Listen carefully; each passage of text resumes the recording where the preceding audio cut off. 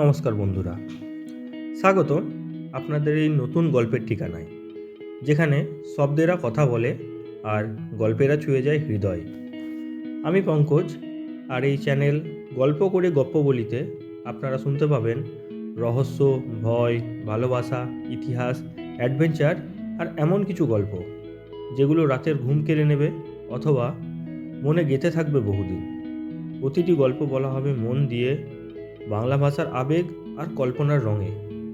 আপনি যদি গল্প ভালোবাসেন তাহলে আপনি একদম ঠিক জায়গাতেই এসেছেন। চলুন তাহলে শুরু করা যাক আজকের গল্প। বন, বিশ্বাস আর বিদ্রোহ, বিরসা মুন্ডার গল্প। 19 শতকের শেষ ভাগ। ছোটনাগপুরের ঘন জঙ্গল, লাল মাটি আর পাহাড়ে ঘেরা ভূমি। এই বন শুধু গাছপালার নয়, এখানেই বিরসা মুন্ডা আদিবাসীদের আত্মা বাস করে। তারা বিশ্বাস করে জমি, বন তাদের মা, পাহাড় তাদের রক্ষাকর্তা।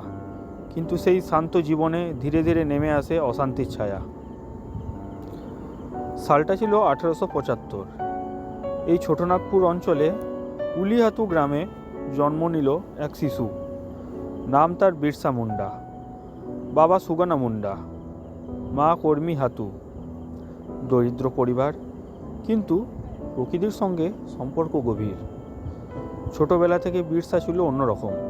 চোখে ছিল জেদ আর কৌতূহল, মনে ছিল প্রশ্ন। বিরসার শৈশব কেটেছে গ্রাম থেকে গ্রামে ঘুরে, কখনো মাঠে কাজ, কখনো গবাদি পশু চড়ানো। একসময় সে খ্রিস্টান মিশনারি স্কুলে পড়ার সুযোগ পায়। সেখানে সে পড়তে শেখে, বাইরের জগতের কথা জানতে পারে। কিন্তু খুব তাড়াতাড়ি সে বুঝে যায় এই শিক্ষা আর ধর্মান্তরের আড়ালে লুকিয়ে আছে আদিবাসীদের জমি কেড়ে নেওয়ার পরিকল্পনা। ইংরেজ শাসনের সময় জমিদারি প্রথা, মহাজনদের ঋণের ফাঁদ আর দিকু মানে বহিরাগত আগ্রাসনে আদিবাসীরা নিজের জমিতেই পরবাসী হয়ে উঠেছে।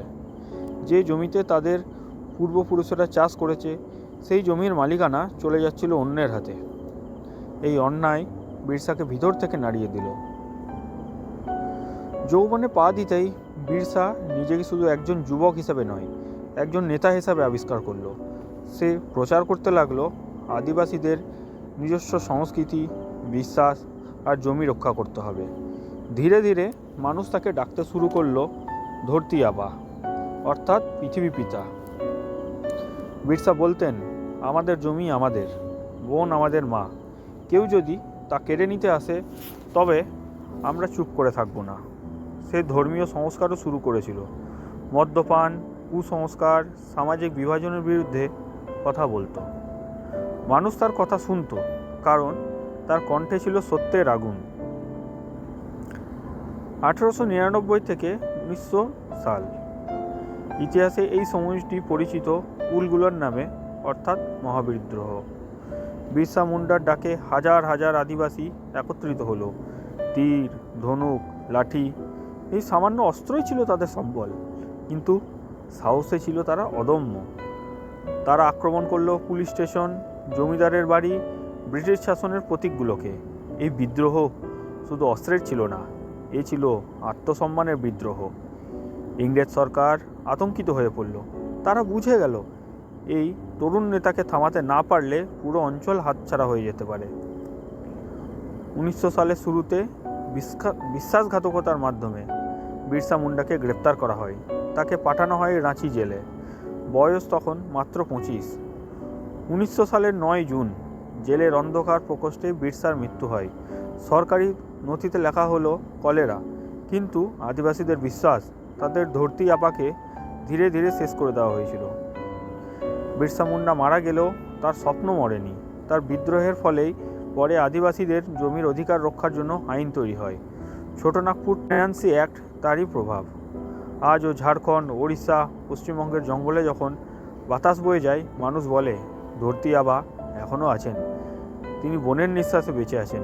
বিরসা মুন্ডা ছিলেন শুধু একজন বিপ্লবী নন, তিনি ছিলেন নিজের মাটির জন্য লড়া এক অমর আত্মা।